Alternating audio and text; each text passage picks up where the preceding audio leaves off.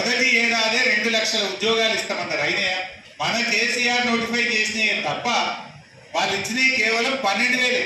చెప్పిందంత 2 లక్షలు. మరి అదే బీఆర్ఎస్ పార్టీ అధికారంలో ఉన్నప్పుడు 1,68,000 ఉద్యోగాలు మనకు ఇచ్చినాం. కానీ వీళ్ళు అబద్ధాలు చెప్పి మేము ఒక్కటే ఏడాది 2 లక్షలు ఇస్తామని చెప్పి పిల్లల్ని రెచ్చగొట్టి రాజకీయంగా వాడుకున్నారు. ఇప్పుడు అదే పిల్లలు తయారైతే రేవంత్ రెడ్డికి బుద్ధి చెప్తాం.